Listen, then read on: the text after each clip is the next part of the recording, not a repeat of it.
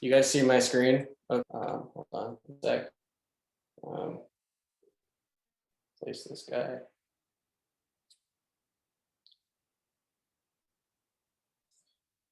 I'll get started in a minute here.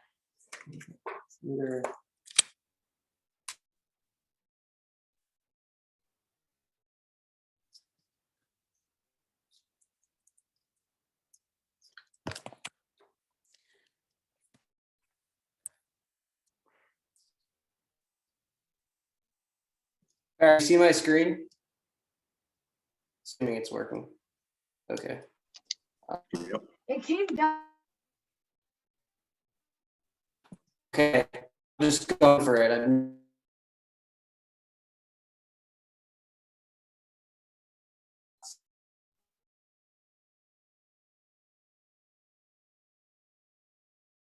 Reality Meetup, and on the entire group, I'm to have you here, and we have an incredible group of speakers tonight, and our Statue of Liberty is wearing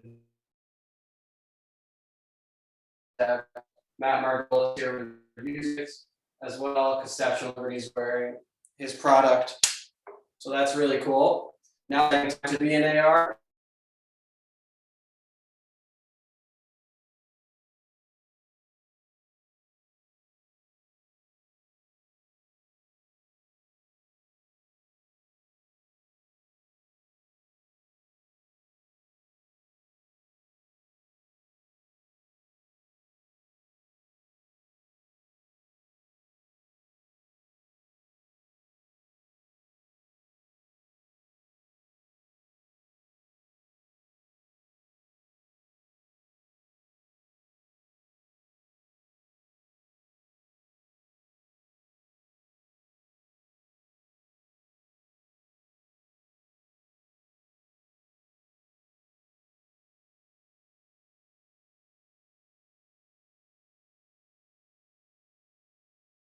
Sorry.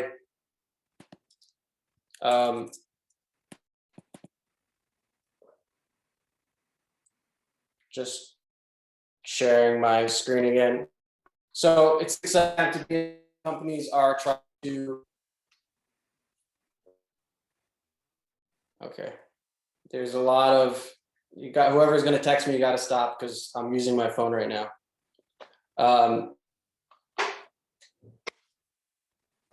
If you see any or recognize, feel free to send them a message during the meetup and figure out how you can have the opportunity to work together or learn a new skill or a new person you can meet. And of course, if you or someone you know is interested in speaking at a future meetup, feel free to reach out to either me or Barry, and we'd love to have a discussion. Once again, thank you for joining the New York Augmented Reality Meetup.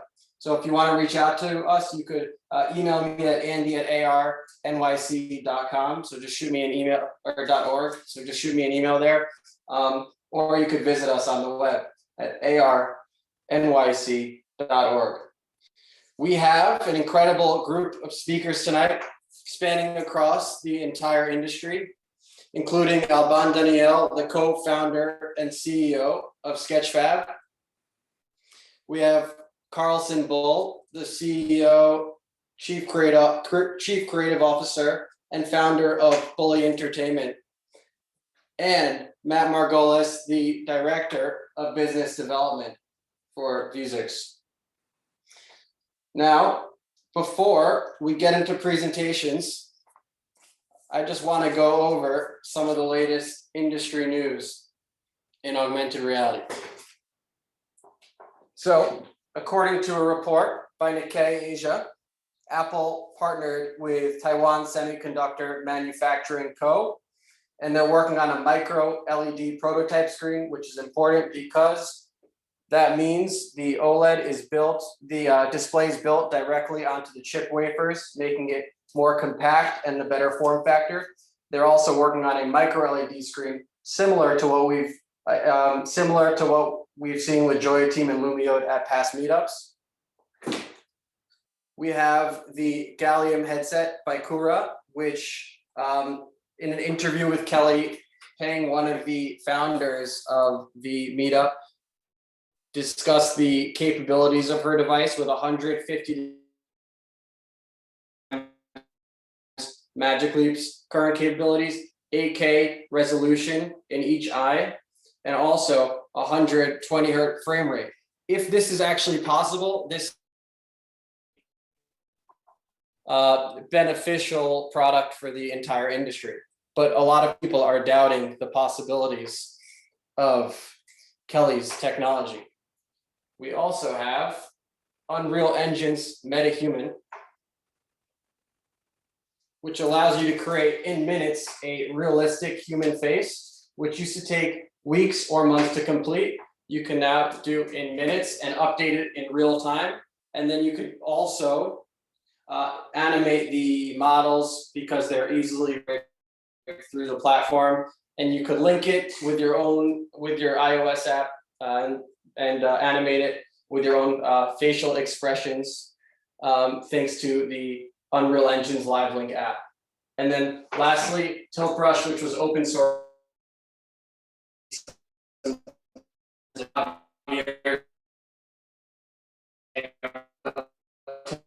Brush might look like an augmented, and he said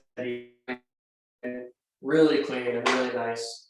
And then also we have multi-brush by Rendeavor, allowing multiple people to explore Tilt Brush in the same space. So exciting to see when a company open sources the technology to grow a product.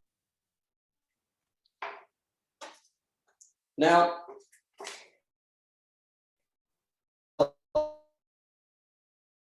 found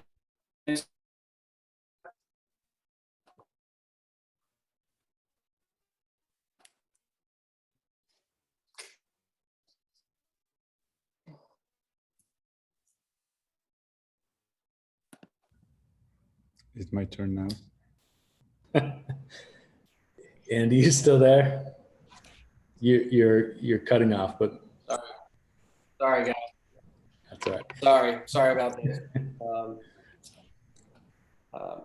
I didn't anticipate these issues when working on this. Hold on here. So Alban Denoyel is the CEO of Sketchfab.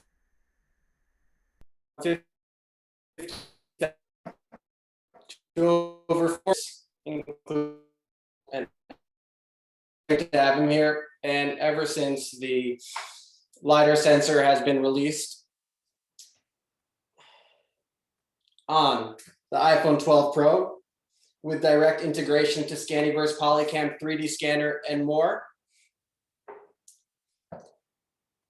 the Sketchfab is now the primary area to view, edit, and download 3D models. So today, Alban uploaded his 1,000th scan to Sketchfab, so congratulations. And then here are some of my favorites. So we have the French fries, Jeep Wrangler, camel here, a piece of loaf of bread, and this interesting sculpture from a museum. So without further ado, I'd love to pass it off to Alban. It's a privilege to have you here, so please take it away. Thank you. Thanks, Andy. So I'm going to share my screen. Can everybody see my screen? Cool. So hi, and can everybody hear me okay? Yep. So hi everyone, I'm Alban, founder and CEO of Sketchfab. Happy to be here tonight. I'm just gonna go through a quick overview of what is Sketchfab in general, and then dive into Sketchfab and AR more specifically, and then show you a few examples. So I'm going to start with some basic statement. 3D is incredibly powerful, and for me, it's the ultimate medium. And I think as human beings, we've always tried to replicate nature. We started with painting in caves, and then we got photography, and then we got video, and we kept getting closer and closer to being able to represent how the world actually looks like. But we live in a 3D world, and so 3D is really the next evolution, like the ultimate media format in a way. 3D is also becoming mainstream. Pretty much all the tech giants are investing a lot in 3D. And so I just put here a few recent milestones, but typically Google launching 3D search, 3D ads and AR support in search, Instagram and Snap launching AR support, Shopify launching 3D and AR support, and then more recently, Apple launching an iPhone with a 3D camera in it, which is pretty cool. 3D is getting mainstream, but 3D is still super hard. If you look at any media format, 3D is just way more fragmented than all the others. There are less than 10 image, sound, or video formats. There are more than 100 3D formats. Those files are huge. Rendering 3D is extremely complex. You need to render both geometry and textures, and then lighting, animation, and all that. And as a result, the distribution of 3D in general, and then AR more specifically, is extremely fragmented. So that's why we created Sketchfab with a mission to make 3D accessible. Each file format gave birth to publishing platforms, the best example being YouTube for video. And our ambition with Sketchfab is to be the best place to manage and publish 3D content, and also the best place to find and download 3D content. Just a few numbers on Sketchfab. So we have more than 4 million 3D models, the largest library of 3D files on the internet. We have a community of more than 4 million members, almost 5 million actually, and we have about 10 million monthly unique visitors and about 100 million monthly page views on the site. Our core product is a 3D player. So it's entirely web-based, works on any device, works on any browser. We support VR and AR straight from the player. It's embeddable pretty much everywhere. And then in terms of pipeline, we support physically based rendering, and we've really spent almost the past 10 years refining the rendering quality of the player. It's highly customizable, so you can customize the look and feel of the player. We support more than 30 formats as an input, and then every file is automatically converted to USDZ and GLTF as an output. One of the key elements of what we do is our ecosystem. The ecosystem around us on both the creation side and the distribution side. From the early days, we spent a lot of energy integrating with all the ways to create content. So today, we're integrated with more than 100 creation tools. So professional tools like 3ds Max and Substance and Blender and Modo, and then VR and AR creation tools, and now more and more 3D capture tools. A good example is the iPhone LiDAR capture tools. I think the iPhone LiDAR was released like 3 months ago, maybe 4 months ago now. There's been about 10 apps, or maybe 12 apps released for the iPhone LiDAR free capture, and we're natively integrated with 10 of the 12 apps. So it's pretty wide and broad coverage on the creation side. Then you can even publish to Sketchfab directly from Minecraft or Tilbrush, like we're native in Tilbrush, for example, and a bunch of other solutions. And we did this to make sure Sketchfab would become the go-to way for content creators to publish their 3D work. And then we did the same thing on the distribution side. We've partnered with pretty much all publishing platforms.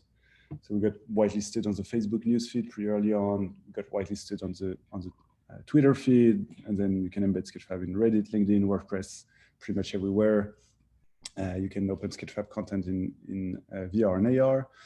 And now we're entering a new phase of integration so that you can download Sketchfab content from pretty much any 3D VR and AR platform as well. I'll talk about this a bit more after. So as a result of all those integrations and as a result of offering a great 3D player, we've reached pretty much a critical mass of content with more than 4 million assets. And what's cool is that it's extremely diverse. And so I just put a few examples here, but you may have heard of the Daft Punk duo breaking up today. And so this is a model of Daft Punk that was uploaded 8 years ago, actually, which is pretty mind-blowing. It's one of my all-time favorite models in Sketchfab. It's extremely well made and artistic, and yeah, just love this model. And then you can find 3D scan of the Rosetta Stone, which is pretty cool. We have over 1,000 museums using the platform, from the British Museum to Le Met, MoMA, Le Louvre. And so we're also like the largest virtual museum on the internet, if you will. And then if you go to the British Museum profile, you can see tons of stuff from their ancient Egypt collection and so on. And then a lot of products, lots of anatomy, and a lot of random stuff. I love this. This is a recreation of a Calvin and Hobbes cartoon in 3D. So it's pretty mind-blowing in terms of just concept and artistic quality. You can jump within a page of Calvin and Hobbes in either VR and AR, and it's just, I just love it. It's really nice and well made. So now to the topic of tonight, Sketchfab and AR. So why Sketchfab and AR? I mean, very early on, I kind of knew that we would eventually be able to support AR from the Sketchfab player, and we've been monitoring how to do so and been working on it as soon as it was possible, with essentially two goals. One, on the utility side of things, provides the easiest way to publish 3D to AR. And on the content side of things, leverage our library of content to just offer a huge library for anyone building AR experiences. These are a bunch of use cases which are pretty common to AR in general. And typically, a big one is for content creators to see or show their own models in AR, like just publish on Sketchfab and it becomes viewable in AR without having to go through a game engine or yeah, these sort of things. And then just entertainment and fun. So this is a cool example of just a dancing gecko viewed in AR through the Sketchfab app. I don't know how it got 20,000 likes, but it was fun to see. And then education, product showcase, and more brands using the feature to show their products in AR. And then when it comes to the technical implementation of it, we have three different approaches. One is app-based AR, one is app-free AR, and one is our download API. So I'm just gonna go briefly over those three. So app-based AR, any model published on Sketchfab is viewable in AR straight from the Sketchfab app for both iOS and Android.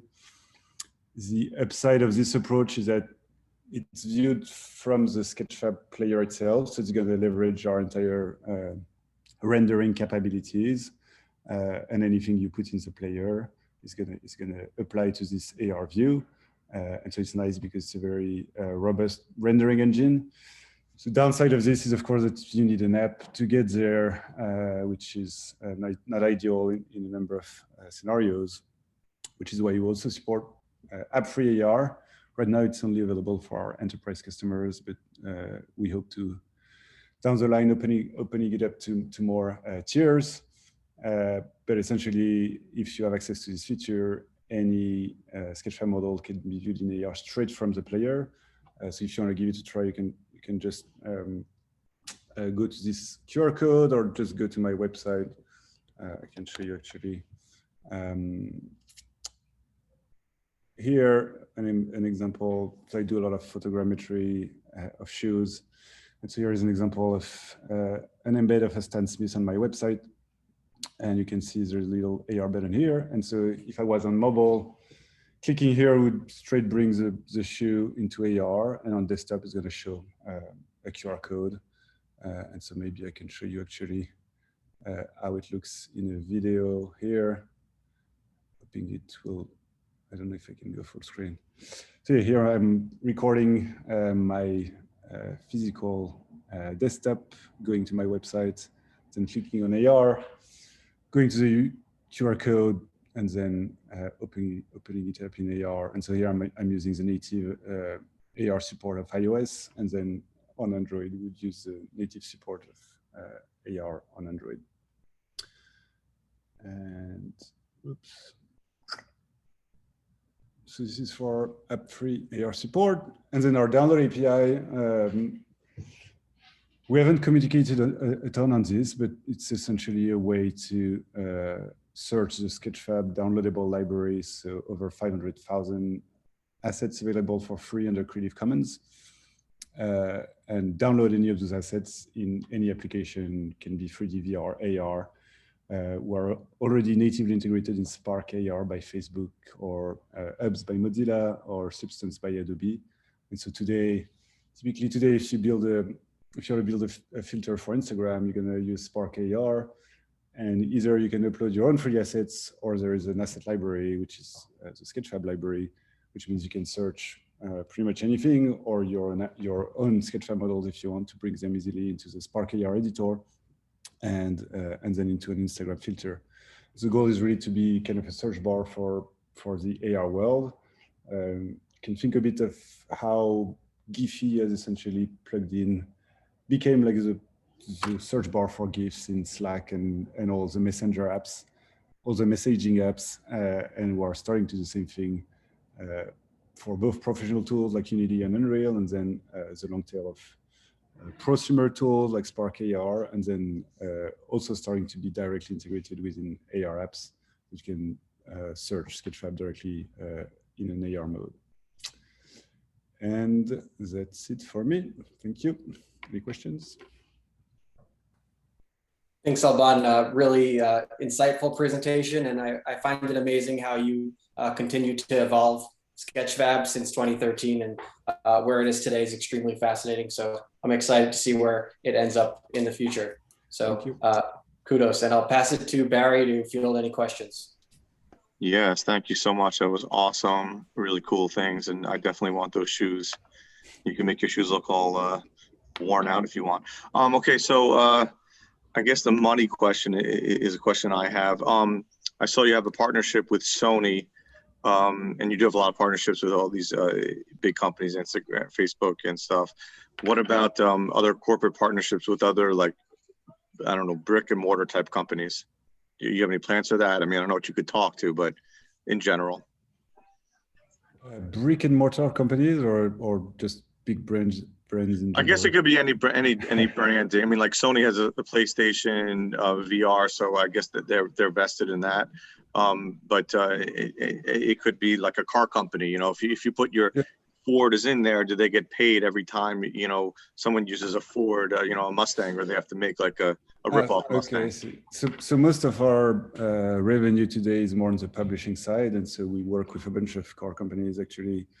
But two I can talk about are Audi and Porsche, and then a lot of vehicle companies at large, like guys like Yamaha Motorsports, lots of boat brands and things like that. And so they pay us to use the player to easily embed and integrate 3D and AR content on their own web destination, like their websites, and can be e-commerce and all that. And then on the content side of things, vast majority of the content is user generated. We haven't really started going after brands to license their content on the marketplace. We haven't really optimized for that. We do have some official content from museums. That would be the top of mind example, but I do expect that in the future we will have like branded IP licensed on the store, but it's not something we've been focusing on yet. Very cool. Okay, some questions from, I guess this is real name, Spac Daddy. When do you expect this industry to become profitable with consumers? And I guess I would mean general consumers. I mean, in not just brands. I mean, I would assume that would mean widespread adoption of AR, at least mobile AR. But, you know, what's your path to profitability, maybe, shall we say? So I should say that Sketchfab is profitable as of Q4 of last year. That's great. Congratulations. But in terms of, well, I mean, most of our revenue is like 80% is more like B2B use cases, I guess. And so when it comes to profitability for consumer use cases, I would say, I mean, we're just starting to see critical mass of usage on places like Instagram and Snap. But I mean, yeah, I would say more like, I don't know, 3 to 5 years, if I were to say, on like pure like consumer mass market traction. Cool. Oh, sorry about that. Okay, and Chris Shannock, I know him from the display world. Can the player output super multi-view or multi-planar views besides 2D and stereo 3D? I guess the question means, can we have more than like the two stereo multi views from the player? The answer is in theory, you can build that for API, and I think guys like Looking Glass have experimented with that, like generating 16 views of the player at different angles. But that's not something we've implemented ourselves straight from the player. But yeah, it would be doable through the API. Okay, awesome. Thank you, guys. That's all the time we have. Alban, thank you for coming on and presenting. That was excellent. I really appreciate it. Thanks for having me. Bye, everyone. Thank you. So now to go back to the buggy AR mode, I just want to introduce our next speaker who we're happy to have here. Let's see. Okay.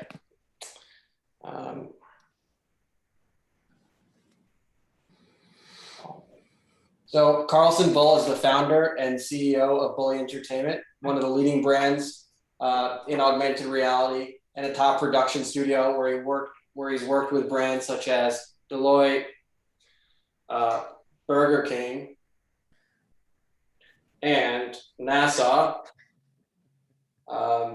In 2016, Carlson spun off from Bully and founded Mixed River, a holographic training platform, which was licensed to the Baltimore Ravens before getting acquired in Q4 of 2018. Carlson's also the owner of Shiny Pair Visual Development and Character Animation Studio. Carlson, it's a pleasure to have you here, so I'll pass it over to you to share a screen. Thank you. Thank you, Andy. It's impressive. Appreciate that. Thank you. And I love that Calvin and Hobbes from Alban. That was awesome. All right. So let me share here. All right, you guys see this? Yeah, good. Looks good. All right. So I want to talk a little bit about Bully and what we do and why our motto is "We make fun." It's going to be a show and tell, in part curated by Andy in terms of what to show. Like Andy said, we've been doing this since about 2006. And for the most part, it's always been about storytelling, and I think that's really the theme. We do a lot of emerging tech experiences, but it's always about the story. It's always about the message. So there we go. So Bully is really a creative storytelling factory. We create these moments that people can experience, where people can experience stories. They really are oftentimes for big brands, and they're almost always using emerging tech. And again, that's kind of the theme of a lot of our work. We love characters, we love storytelling. We build these immersive experiences that you can dive into in one way or the other. So some of the brands that we've worked with, and these really range from consumer packaged goods. We've done a lot of work for Kellogg's, through entertainment properties. Disney, DreamWorks was a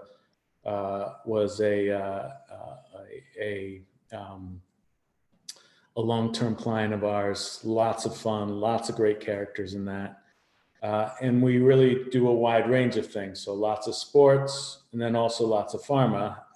And then we've got a couple big government projects as well.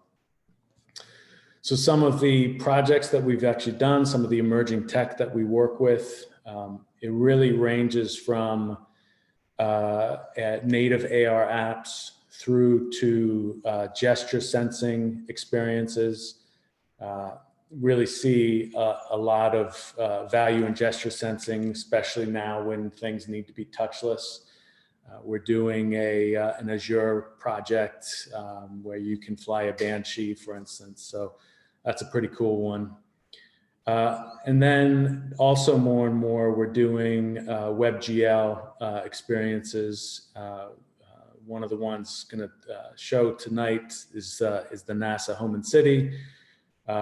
What's great about that is it's immersive, it's on your browser, and I think there's a lot of potential there, as well as web AR pieces. And like Andy said, we'll show you the Burger King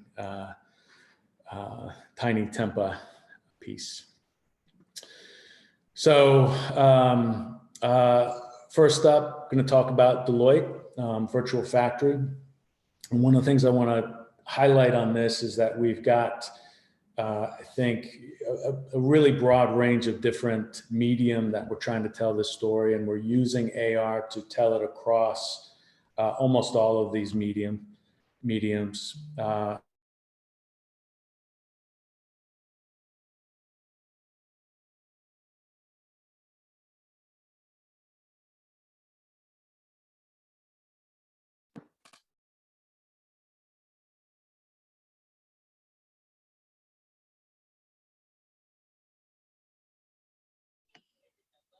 The world's still moving. Yeah, I think he cut out for a sec. Hold on, let me debug this.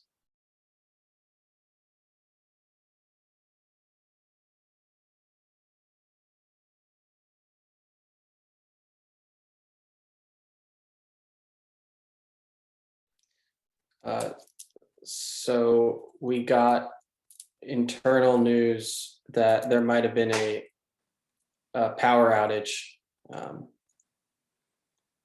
and a computer may have shut down potentially, but it looks like Carlson's back, I think. All right. You hear me? All set. All right, sorry about that. All right, so where was I? So yeah, so Home and City, cool experience. You get to move around this WebGL experience, understanding where NASA technology has really permeated our life, in our home, in our city. And then the last one I want to show is the Burger King experience, Tiny Tempa on a Whopper. It's a fun one. It's something that I think has potential for performances in the future. So let me just go through now. The Virtual Factory 3.0. This one is a world premiere just for you, Andy. And I'll play this, and I'll play this through and then talk a little bit about it.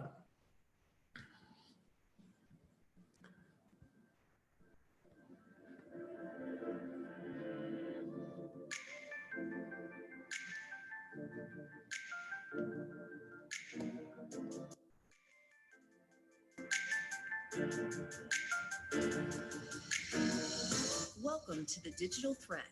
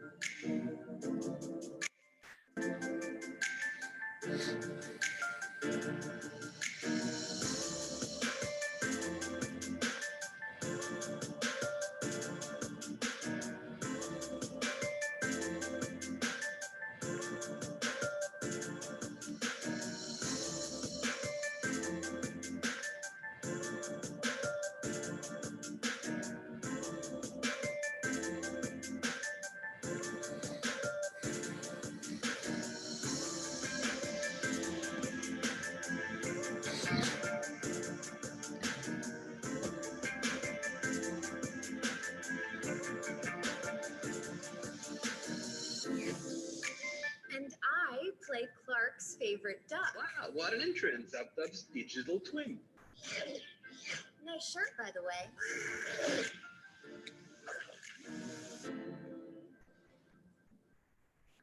All right, so thank you.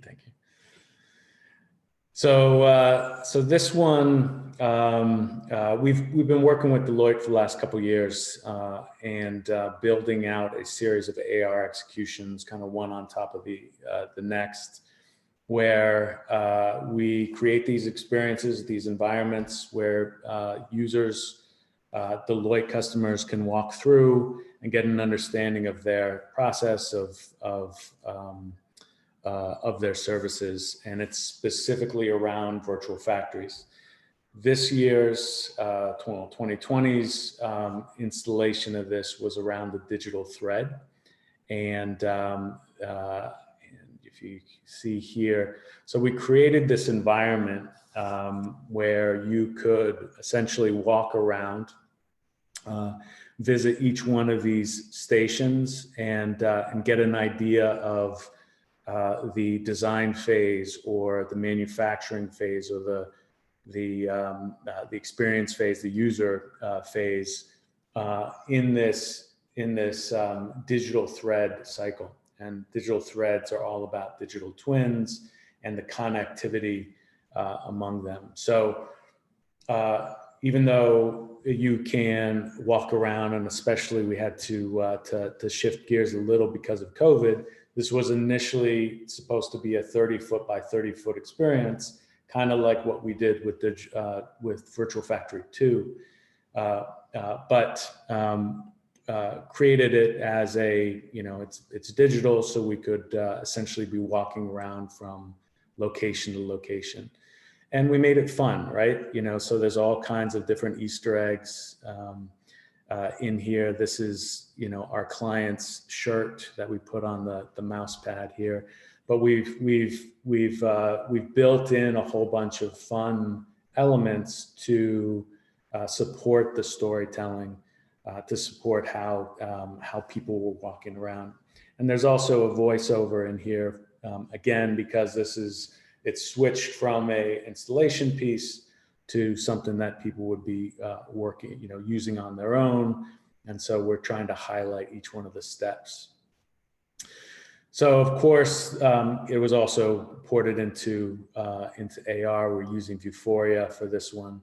And it, it worked well. I think that there's only been a few people who have actually walked through it at this point, but the value there is that now they can walk, once things open up, they can go into a client's lobby and then walk them around this. And it's a really kind of interesting, effective way of telling this story.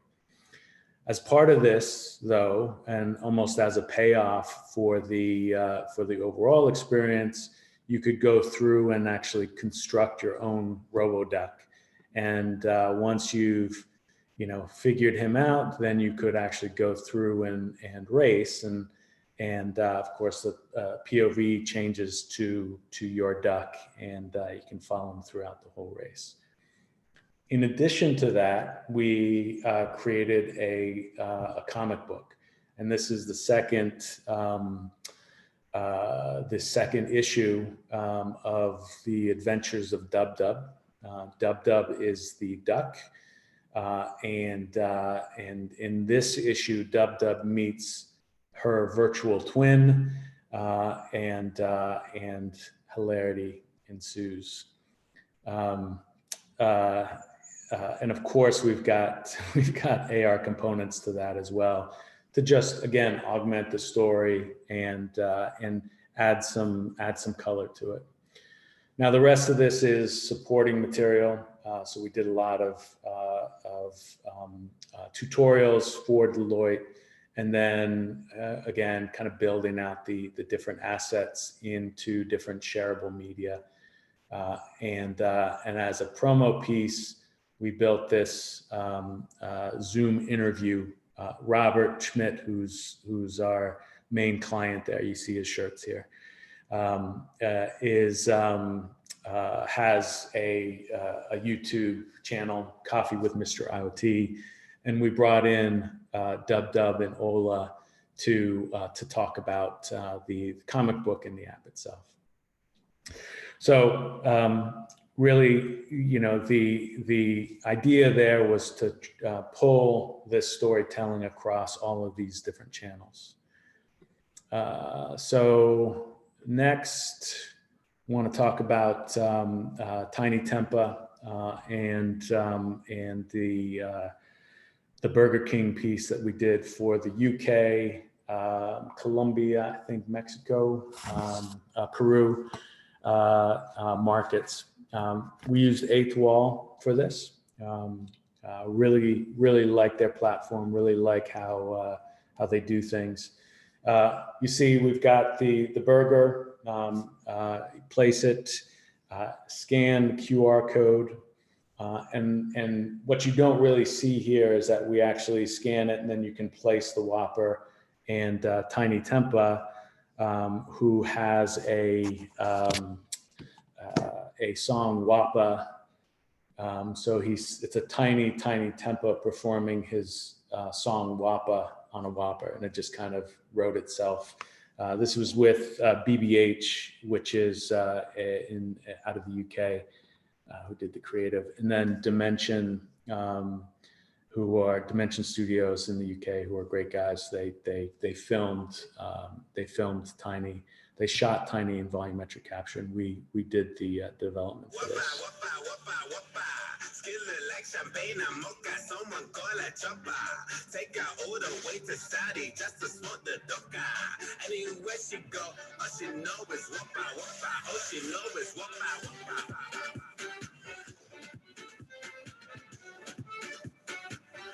All she know is whoppa, whoppa.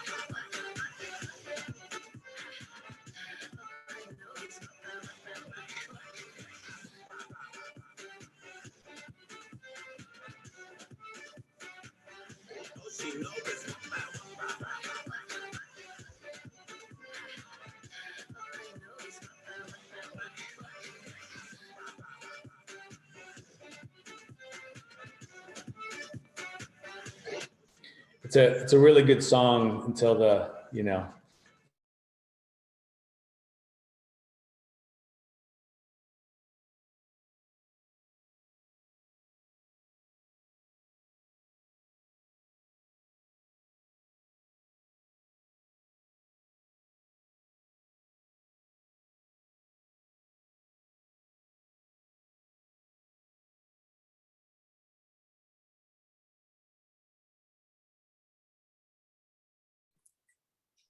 So while we're waiting, if you guys want to just put some questions in the chat, and we will be able to ask them to Carlson when he hops back on and finishes up the presentation. But anything you want to know, feel free to write it in the chat as well. Also, additionally, feel free to message anyone in the meetup and say hello. Maybe you can meet someone new. Also, one more thing I forgot to mention during the intro. Try to take this time to figure out how you can get involved in the AR industry. So based on what you're seeing today, what new skills can you learn, or who can you meet that could help facilitate your newfound connection in AR if you haven't already. So give it a shot.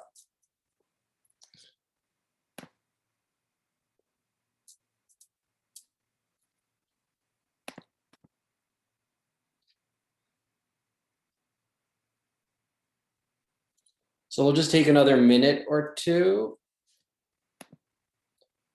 Okay, looks like Carlson's back, so he'll finish it up. Sorry about that, guys.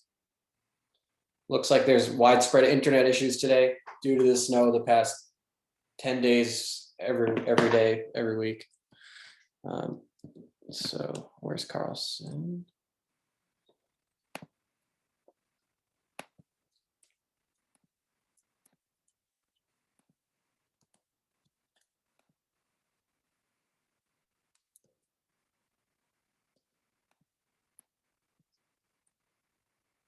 Hey, Carlson.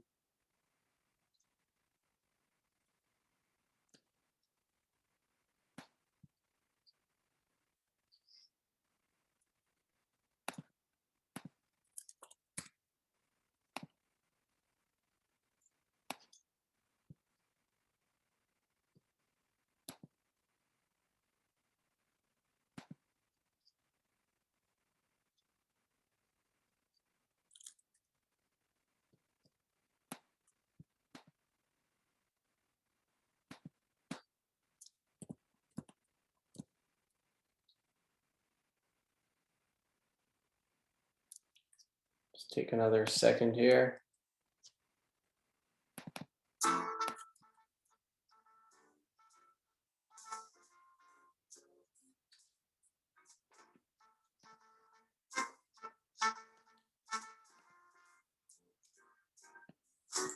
So, if anyone's looking for a job in the industry, check out nyar.org, and we'll have some job listings up there from past speakers. So check that out. That could be fun. We have Max Kitchell here today. He works at Looking Glass. Honored to have you here, Max. You want to say what up for a sec? Hey, everybody. Yeah, I work for Looking Glass Factory. We are a hardware manufacturer here in New York City. We make light field displays. And we just finished up a Kickstarter, but we still have availability through our Indiegogo for pre-ordering our newest, craziest immersive display. But I'm not here to shill for Looking Glass right now. I'm just your friendly neighborhood person. How much did you guys raise in the Kickstarter? I'm just wondering. We came pretty close to about 2 million in pre-sales. But That's for amazing. us, the more exciting metric from that is just how many backers we actually had, because our newest display is really about half the cost of our previous most affordable option. And so the fact that we were able to do multiples on our previous campaign in terms of amount of backers and amount raised really just shows that there's this hunger out in the world for all kinds of different cool ways to look at 3D content. And so as much as we're talking a ton about head-mounted displays here, I always like to be the other voice and saying, like, maybe you don't have to put some stuff on your face, despite my fake 3D glasses right now. Thank you, Max. I can't wait to try out the Looking Glass. Yeah. Sorry to cut you off there. I can't wait to try it out. I pre-ordered mine, and it looks like Carlson's back in the meetup. So we'll tune back into you, Carlson. Yeah, sorry guys. There's internet issues and my machine keeps crapping out here. So just wanted to share one last thing. This is NASA Home and City. It's you can find it at NASA homeandcity.nasa.gov. It's a WebGL piece that we created. Again, the overarching idea here is to immerse people into an experience in order to tell a story. The bathroom apparently is the most popular place in here.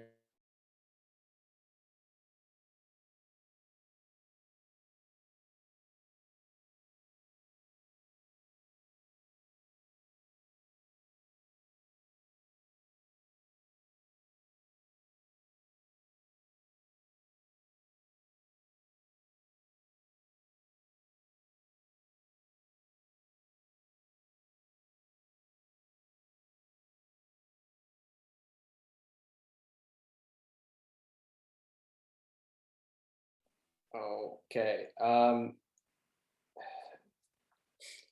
Carlson, are you there? Okay, so we'll move on to the next speaker. Thank you guys, and we'll have time at the end to ask Carlson some questions. So just one last funky augmented reality bit. There's been so much lag today, and I apologize. It's not typically like this, but this will be the last potential area for lag. So I'll just share my screen for a minute. Truth is, we're not trying to be perfect here. We're just trying to have fun. And that's what AR is about. It's just a fun time with technology. It's not perfect yet. Maybe one day it will be. Maybe one day it will be perfect. But right now, it's just a good time with a bunch of good people. So really happy you guys are all here.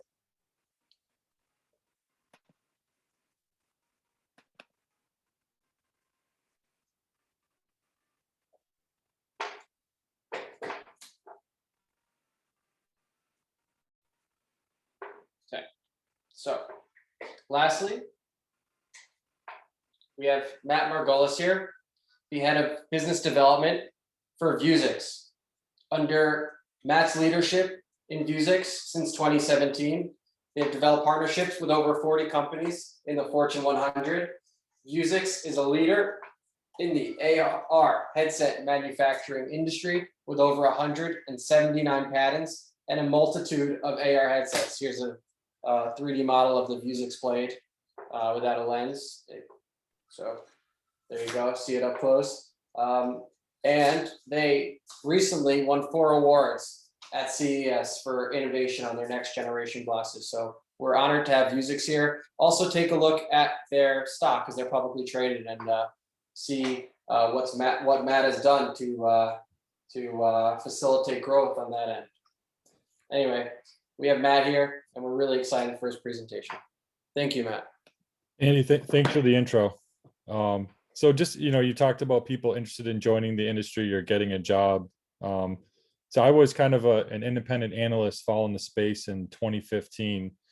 Ended up meeting the Vuzix management team in 2016, joined the team in 2017 after Tom Brady, one of his recent Super Bowl titles, and that's where my anniversary is every year after the Super Bowl. So this time he won in a different uniform, but you just never know who you're going to meet and where your next job might come from, and it's definitely a fascinating space. So I've been following the industry for 6 years, now 4 years with the actual company. So it's an exciting time. So this is our headquarters. What's unique about Vuzix is we actually design and develop and manufacture all of our stuff right now in the US. We did a lot of work in China previously. We moved that manufacturing back to the US. So our products are made in the USA. They're designed here. Our waveguides, our optics, all those are done in the US. This is our 39,000 square foot facility in upstate New York. We do the manufacturing there. We can support upwards of 100,000 pieces annually today, and then waveguides into the millions. So we're set up to scale. We have a nice facility. As Andy mentioned, we're publicly traded. We're on the NASDAQ. We actually just crossed a $1 billion market cap today. Very exciting for the company. It's about 20 years in the making. I mean, we were in the space for a long time. We did a lot of work with the U.S. military with the optics. We did thermal weapon sight engines for the U.S. military.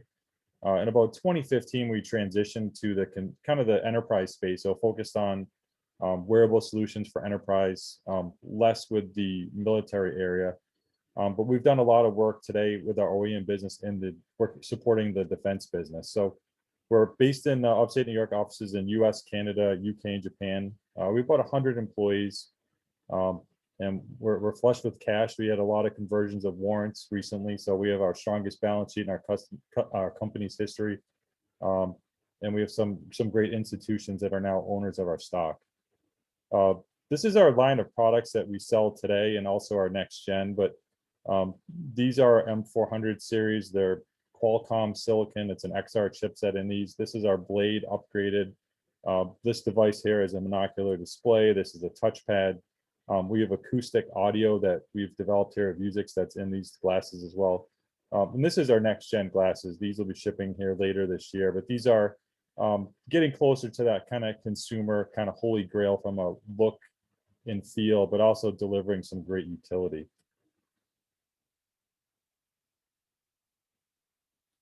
Just a closer look at these glasses here, the M400, M4000. Think of these as a wearable computer. So these are very much like your high-end phone. They run Android. These are running Android 9.0. They have a touchpad, a 4K capable camera, onboard storage. You can run voice, or you can use the touchpad themselves. We also have a companion app that runs on the phone. So if you have certain applications where you want to control via mouse pad or something, you can use the phone as your driver. They're IP67, so they're very lightweight. They're measured in ounces. So if you look at Magic Leap and some of these other players like HoloLens, they're pounds of products. Our stuff is measured in ounces. It's very lightweight. And we're having some great success in enterprise. Again, they're IP67, so you can run them underwater, drop test, that kind of thing. And these connect via a standard USB-C connection. Some of the stuff we support. So, early last year before the pandemic hit, we started onboarding a lot of solutions like Zoom, WebEx, kind of the stuff that Skype for Business, the solutions that a lot of enterprises were using. We found that this was a great transition for the enterprise space. So having solutions that would just run the enterprise support is great.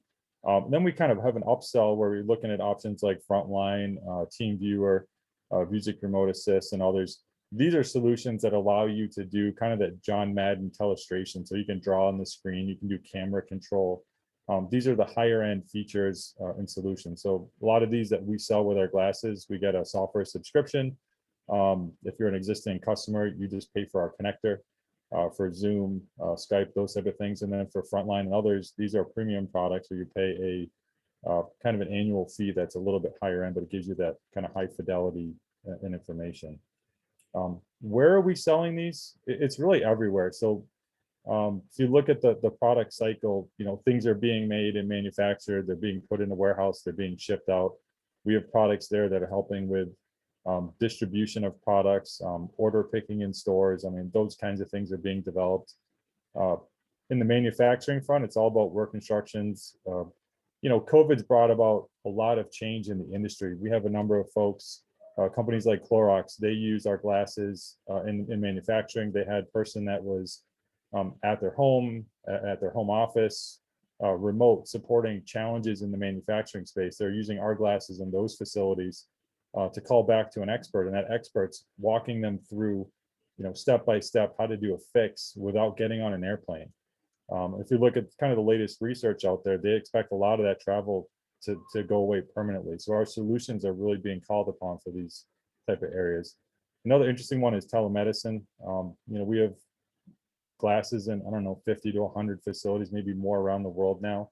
We're doing gastrointestinal surgery, knee replacement surgery, spinal surgery, cardiovascular surgery, brain surgery, virtual patient rounds. I mean, literally everything in the space. And it all started as a result of the pandemic because they needed to find new ways to do these procedures without, getting people at risk. And we're seeing this continue to scale.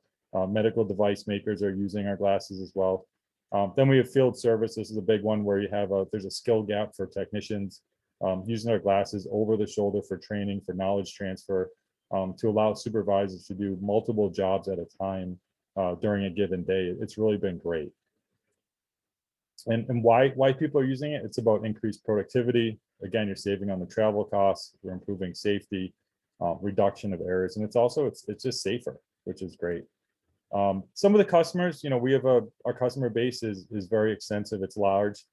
Some recent ones we have announced, like Plug Power. You guys may have heard of them. They develop hydrogen, one of the leading suppliers of hydrogen around the globe. They're using our glasses, and they developed a solution for remote training and onboarding to support their technicians.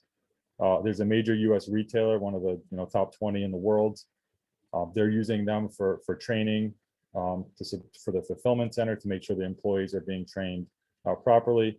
In healthcare, one example is the first knee replacement surgery in the U.S. that was performed by Medacta. Their software on our glasses, you can see the picture here with a doctor in the New York hospital. And then the vaccine right now, the COVID vaccine shipping around the planet. We work with a company called Environtainer. They have hubs, 50 plus globally. They're using our glasses for inspection to make sure that these containers are being properly serviced and before these containers get put on planes. So those are some recent examples. 5G, we think this is a big part of the future.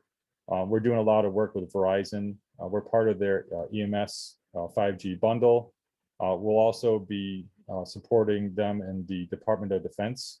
I think this webinar event will be airing on Wednesday. You can see me on there with the team at Verizon and their leadership. But it's very exciting to think of how 5G and the capability of mobile edge compute will change how information is rendered and brought to something like smart glasses. So this is kind of super exciting. 5G is everywhere, and this will continue to play out in a big way. So, you talk about the consumer side, what's it look like? There's a lot of action. I think CNBC published something recently. There's definitely been a race. If you look for will smart glasses replace a smartphone? I think you'll start seeing headlines back in 2018. We're now in 2021. It still hasn't happened yet, but it doesn't mean it won't. A lot of it has to do with Moore's law and the challenge of the optics. And we're a big believer if it's something is big and bulky, it's not something that people are going to wear. So our focus is on wearability, lightweight, being able to drive wearability. And it's starting in enterprise, but we think the consumer side will really open up in a big way as well. As far as Vuzix goes, as Andy mentioned, we were over 180 patents and patents pending. We had 50 just 5 years ago. So we continue to focus our IP. A lot of it's around the displays and optics that enable some of these gizmos. This here is called the waveguide. If you'd see this little area here, that's the view box or the image. We take an input, a display engine that goes into this little opening here, and then that image gets bent and bounces kind of back and forth until it pops out of this image here. So that's basically, think of this as a movie projector that gets put into the corner of the display and it brings out into this view box.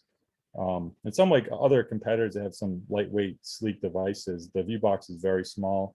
Our current blade's an 18-degree product. Our next generation product will be binocular, much larger field of view. You can see here, this is the monochrome engine we have. This is a penny. This is a self-emitting micro LED display. It's much smaller than a penny, which allows you to build this form factor of glasses that I'll show you here in a minute. But we're getting to the point where this technology looks like regular glasses. In here, this has the audio. It's got a battery. There's a touchpad. There's a display engine, the CPU. All of this stuff is self-contained, which is just amazing. And these are micro LED powered. So we'll have kind of a few options here. One will be a monochrome. We'll have full color RGB. And we're also looking at LTE and kind of 5G options as well. So if you have a specific carrier that wants to carry an LTE version, we'll be talking with them and working with them to get that onto their network and support their customer base.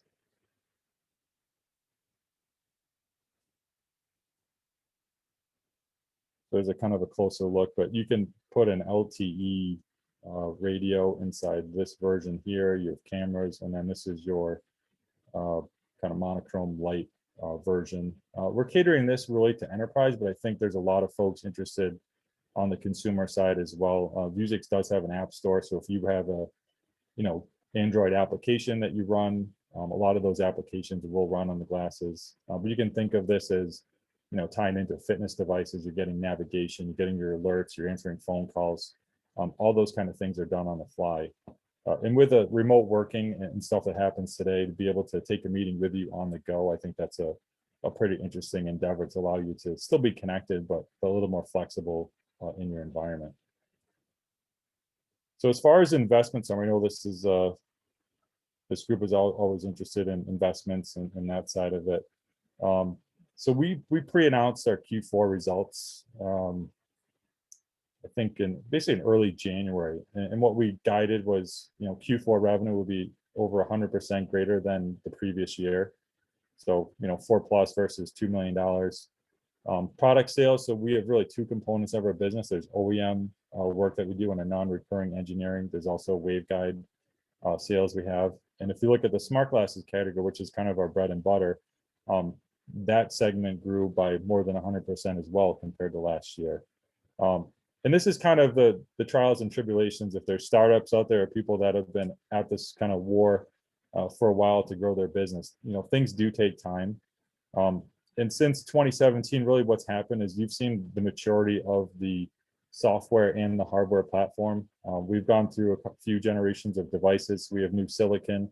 The software and the companies that we support, the software keeps getting better.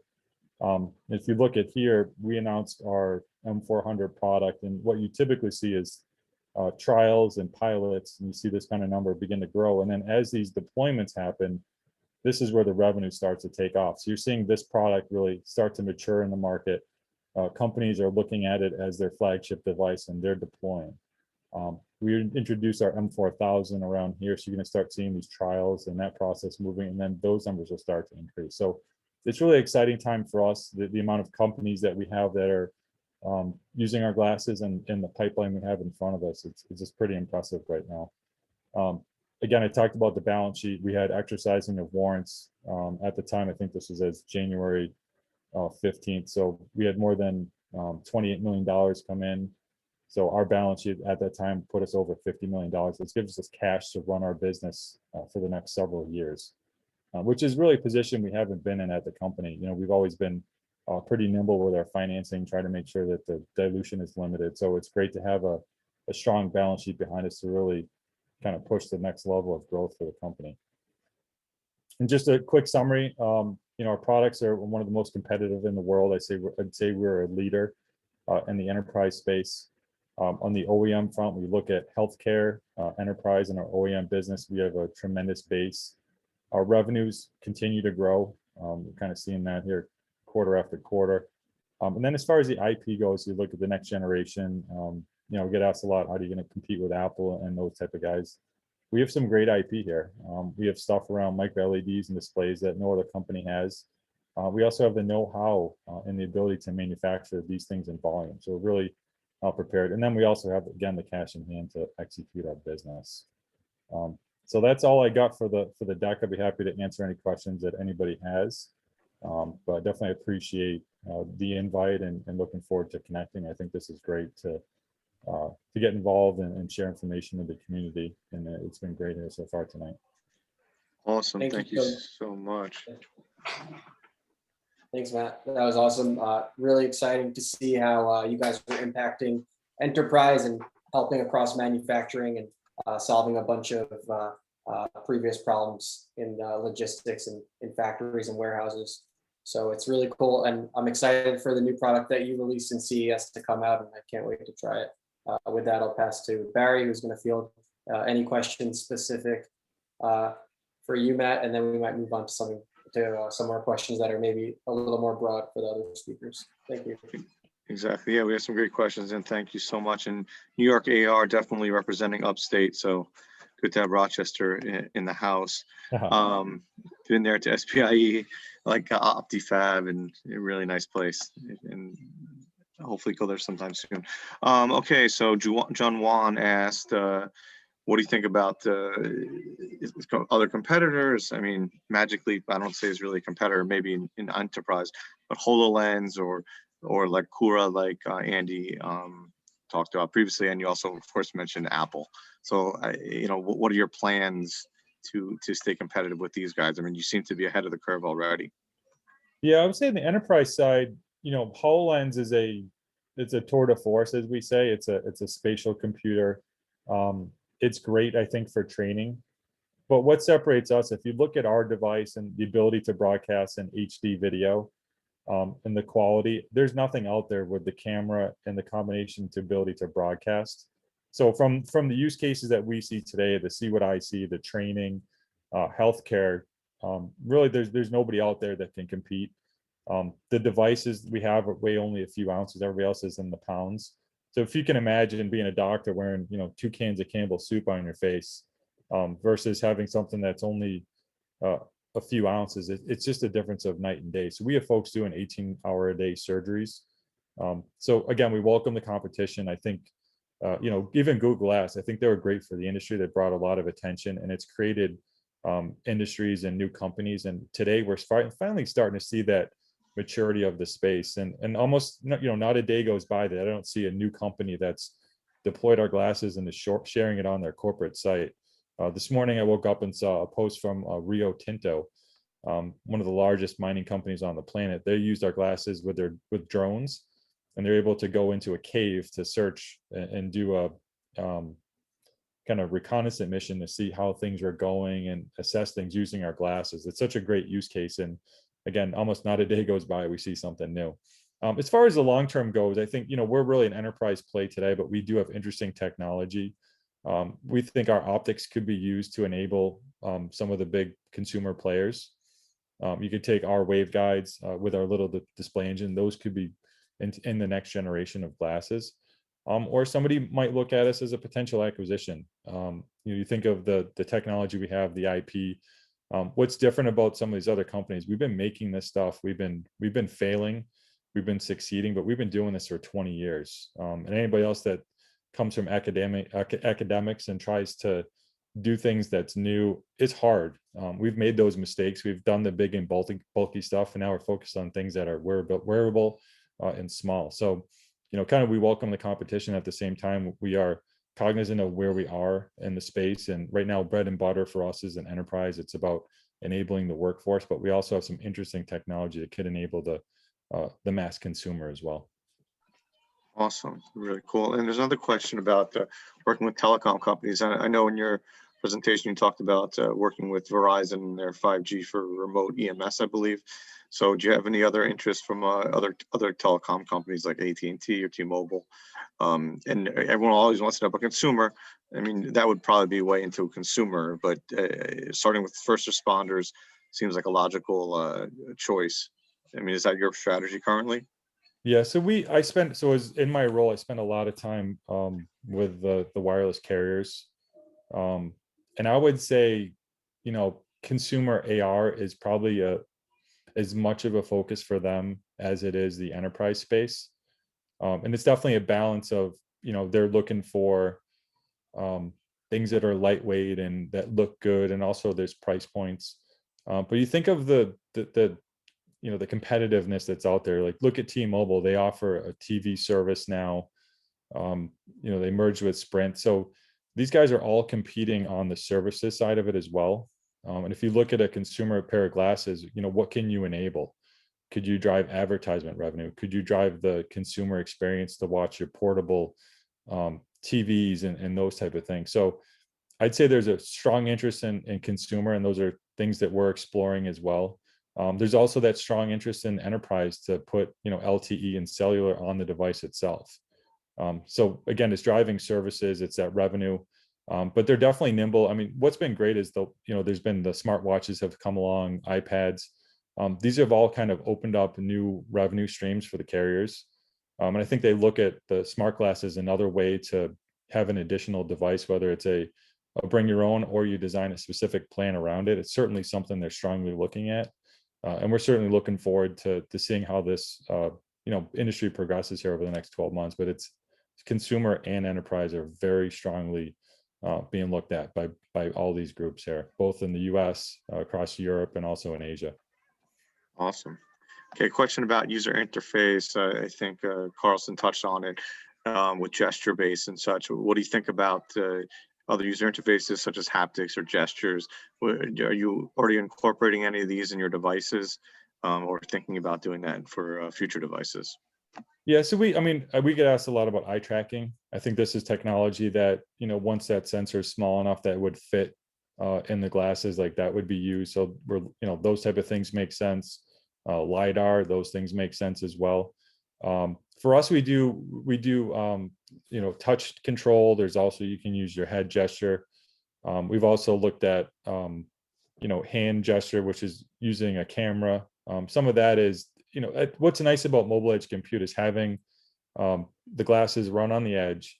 So you're having the processing power of the edge, you're using the camera, but having all that processing done allows you to do some of this kind of next generation stuff we're talking about.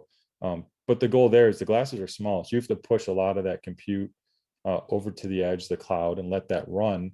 And then you're able to reap the benefits. So we like the hand gestures, that type of thing, head control, head tracking makes sense. And obviously voice, a lot of people use their Alexa and those type of assistants, and those are all voice driven kind of ways to drive devices. But even today, you can grab the Vuzix device, you can say, hello, Vuzix, Zoom, open up a Zoom application, meeting number 1, 2, 3, 4, join, and you're in a meeting.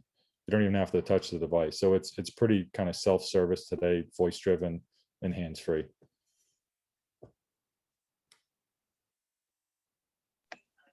Do we have any more questions for you? I think Andy's got some few words for us. Yeah, just quickly, Carlson messaged me. He apologized. His computer actually got glitched out, and he's on the way to the Apple store. So he apologizes for that occurrence, but he sent me his LinkedIn information as well as his email. So if you have any questions for him, friend him on LinkedIn, shoot him an email. I'll put that in the chat. In the meantime, Matt, if you're open to answering some more questions, there's like a ton more for you. So would you be cool with that? If people are interested, let's have at it. All right. I Cool. mean, Thank you. I collated some questions for general questions, so you can go for it. Anyone can go for it. Okay, so someone's asking about, in general, like how to get involved in this industry. So what industry groups would you recommend? Off the top of my head, I would say like, maybe Augmented World Expo, VR AR Association, any other groups that you would recommend for someone that wants to get into this industry, besides, of course, joining New York Augmented Reality and joining us every month or bi-weekly. I personally think those are good starts. And for me, I think, education, just reading, learning as much as you can on your own, plus, meeting people. You never know when your next opportunity will come from. So, for me, it was a lot of just self kind of learning and sharing and just getting involved, having fun. Don't be afraid to say hello and meet people. Yes, and thank you for accepting the LinkedIn request from me. I'm sure we ran by each other in many groups. I used to work for Merck, KGaA, the display company, the liquid crystal and OLED manufacturer. So I'm sure we have people from Kodak in the company. So, but never got to meet you in person. So, thanks so much. Okay, someone asked about learning AR skills, and again, I would probably recommend, we had in the last meetup, we had XR boot camp. So Max, anyone else have any other ideas for learning actual AR skills? It could be software, it could be devices.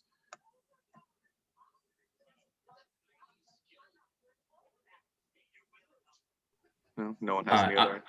I'm going to have to decline that question, as I'm actually in the business development world as well. So not the most qualified to recommend for creative things, but I can speak to the fact that, and I think Matt can probably echo some of this, proficiency in Unity and Unreal will never be not useful right now. So those are platforms that if you're looking to get into any of this, I see them as essential professional platforms.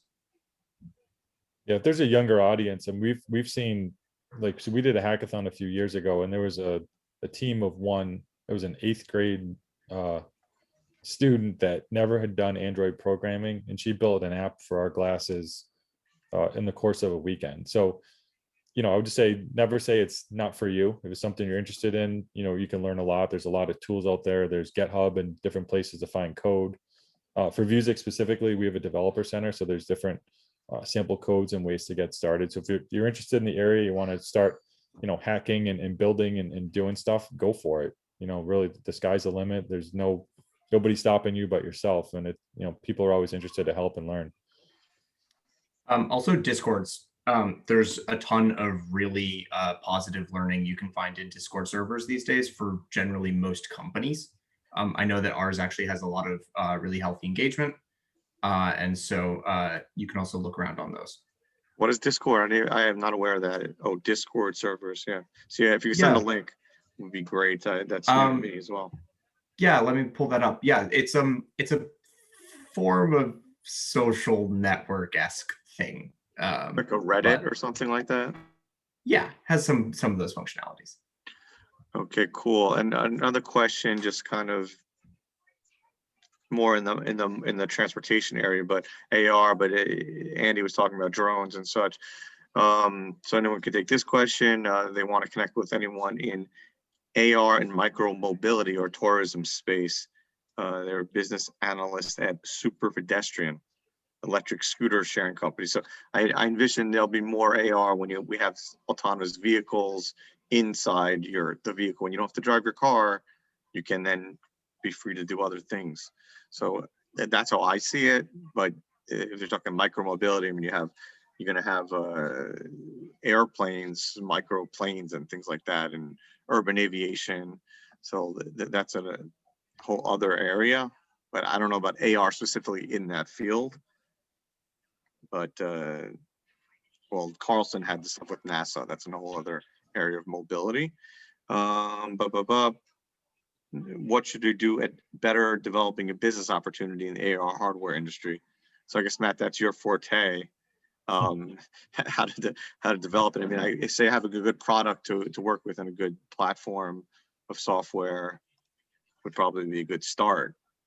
I think hardware is, I think folks underestimate how hard hardware is. I think, there's a lot of value in software, but to do hardware right, it's a challenge. And I think, we look around, like, so Toshiba, by way of example, they were a company that had deep pockets, did development on their own. They decided to scrap their product right before launch. Came to Vuzix, and we developed their first version of glasses, which sounds strange, but I think it's a lot harder than you think. I mean, Google's got a product that the processor is a little bit challenged when it comes to streaming video. It's only in one eye, so it's only left eye. You can't move it to the right. Just these little things. I mean, some folks in the industry, they really like how our glasses they're put on a rail, so you can wear them with a hard hat, safety glasses. So you got to think about your user and your experience, and it's not a one size fits all. That being said, if you're going to enter the business, you got to pick a spot where you can fit, where that market's big enough. I mean, you're not going to get everything, but you want a product that's fairly versatile and kind of adapts to the environment. So it's hard, very hard. And I think as you try to make something that's smaller, and on the consumer side, it gets even more hard, just because the optics are very hard to attain. To get something that fits into the small form factor, it's terribly difficult, and it takes a lot of time and effort to get there. And I think luckily for Vuzix, we've put in that time, and we're really close to kind of breaking down that wall for the consumer side. Awesome. Yeah, you guys are doing an amazing job, and realize you've been around for so many years as well. Okay, I think this is also for you, Matt, about using the glasses by security. Maybe they mean defense or military type of operators in the field. They saying you had a contract. I don't know if you personally had a contract in the Middle East. And we're not trying to get political here, but do you work in that space? I'm sure you do have that. You probably couldn't talk about it anyway. But do you sell for defense applications? Yeah. So as far as security goes, a lot of folks we have a strong interest around our blade. We've done work with different police forces. Folks in the US have tested. So like one example was, you have a traffic stop. You take out somebody's license, you scan the picture with the glasses, and it goes off the database and says if this person has a prior record or not. Is that profiling or anything? No, it's using information at hand, kind of discreetly, to pull information to tell you whether you might need more or additional information. I know the topic of facial recognition in some cities is questionable. I think with AI and 5G, the ability to use the glasses to identify folks that might be security risk or those type of things, I think there's advantages there.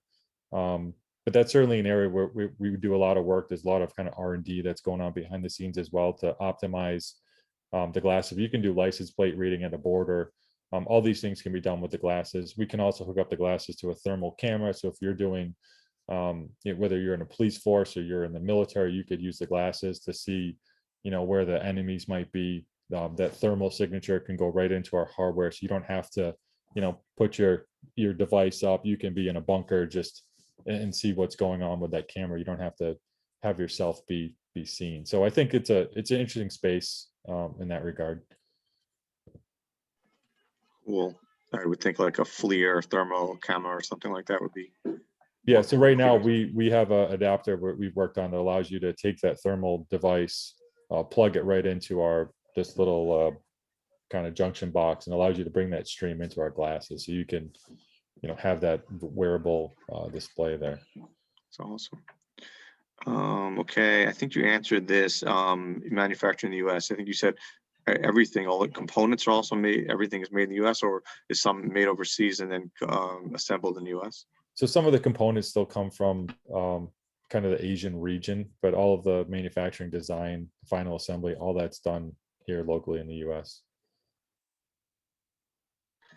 And I think we have one more, unless other people have additional questions. Broad question about challenges that you see in the industry. I think you addressed that, but any specific challenges that you think?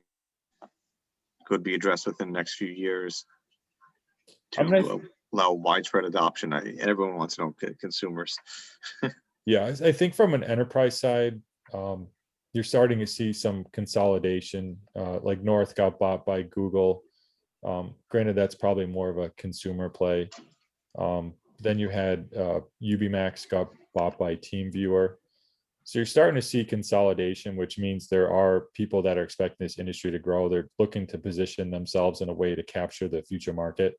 I think one of the biggest observations I have is that the software has really matured.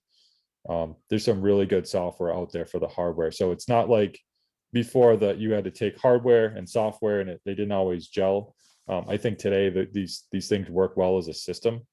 And for us, it's just, the more news there is that people are deploying, the stronger it is the likelihood that somebody else will deploy. So, success brings more success. And we see that in our business where we announce wins, we get additional wins. And it just kind of becomes a snowball downhill. So I think it's really at a nice point. If you talk to the folks, I think from, I think it was Deloitte I spoke with, but, they thought the pandemic shifted the adoption curve several years.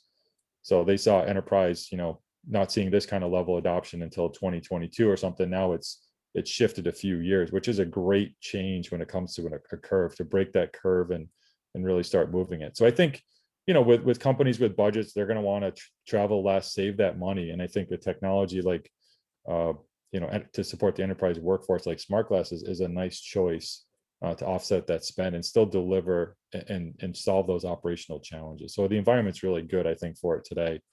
The appetite's there, the software's there. It's really a nice time to be in business. Awesome. And finally, just in detail about the micro LEDs, are you using that for the glasses-based one that's coming out, or is that for a monocular version? And is it?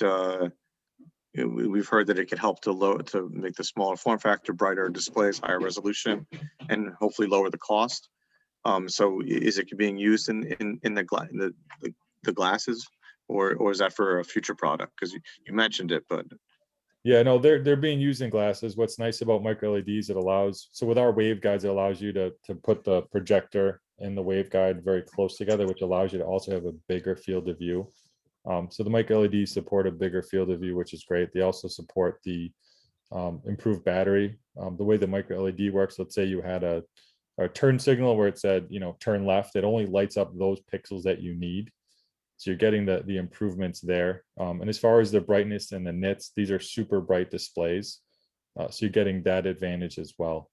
And then it's really, at that point, just getting the rest of the silicon and everything small enough to fit into the consumer pair. But the micro LED, we feel, is definitely a strong option for enabling consumers. And what Vuzix could do, we could sell the optics, so we could sell the display engine in the waveguide as an assembly, and that could be put into a tier one consumer product if that's the route they wanted to go. beautiful. Thank you for fielding all the questions, because there were a lot of them. I really appreciate that. And Andy's going to wrap it all up. Thank you so much, everybody.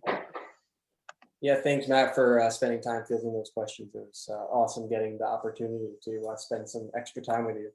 Oh, I appreciate it. You guys have been great. It's been great having you. Sweet. So thank you for joining New York Augmented Reality tonight. And we'll be hanging on for a few more minutes, but then we'll be signing off. And the recording will be available on YouTube tomorrow midday. So if you want to rewatch it, feel free to take a look. But once again, thank you for joining New York Augmented Reality, and come join us again next month, where we'll have some more interesting AR news and industry speakers. So thank you, Matt, again for coming on. It's been great having you. Awesome. Thank you all. It's so, like, while we're still on here, if anyone has like a project they would want to share, feel free. You have 34 participants to show it with.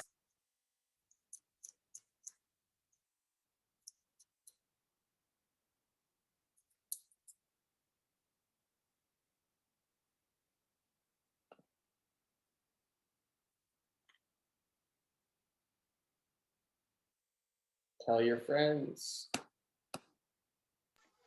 Bueller. Thank you, Max. It's good having you on, Max. Thanks for all your help. Oh, your grandma's gonna have is Bubby gonna give us a final? Yeah, I think she should. Grammy, are you there? Muted. Wait, you're mute. You have to unmute.